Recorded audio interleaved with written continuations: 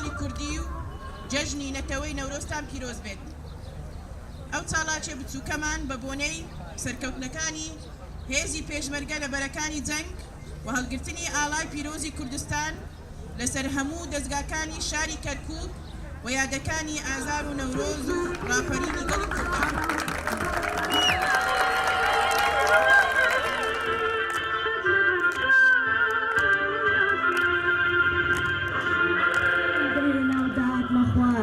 تەنیا لەبەر ئەوەی لای من وابوو دوودانە دوو دەبێ بەیەک نابێ بە چوار. لای من وابوو ددان و دوولێ و زبان نابن بە چوار، دەبن بەزار بە تێکڵایی دەکەن هاوار.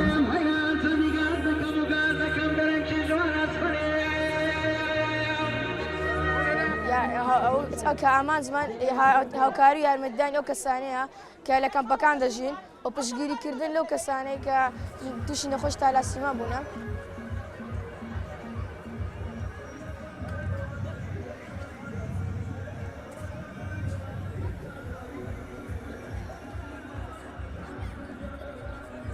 کۆمەڵێک لە قوتابیان و هەروها مامۆستایەکان خواردنیان ئامادە کردبوو و مەبەست لە ئامادەکردنی ئەم خواردنەوە بوو کە فرۆشرا و داهاتی ئەو با بڵێن ئەم چالاکیە بەخشینە یەکێک لە نەخۆشخانەکانی شێرپەنجە.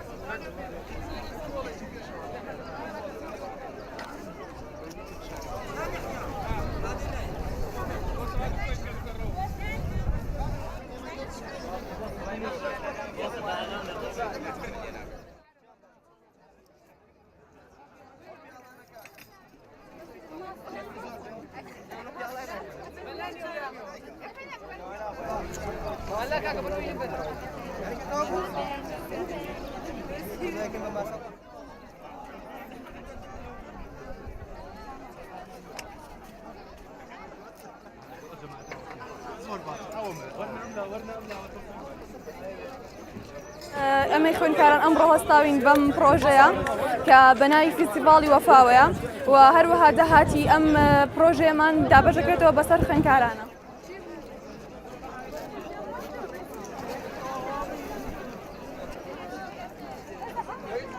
خواردنەکان خواردنی کوردەواری بوون و زۆربەی خوێندکاران بەشداریان کردبوو لە هێرانی خواردنە و سەرجەم خواردنەکان فرۆشراوە.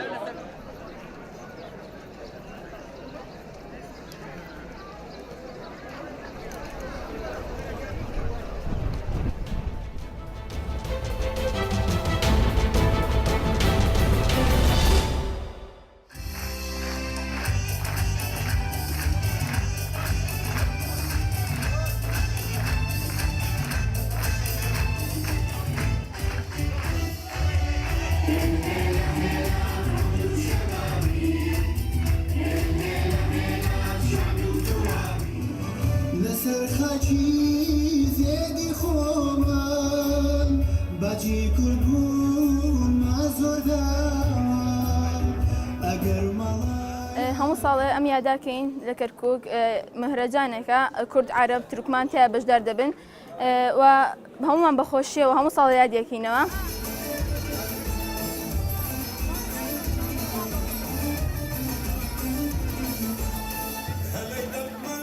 چوار نەتەوە بوو کوردی و عەرەبی و تورکمانی و سریانی و مەسیحیەکانە تر ئینشاڵڵا جیاوازی نابێ لە بینمان هەموو ساڵێکە شەوا بەخۆشی ئاستێژی.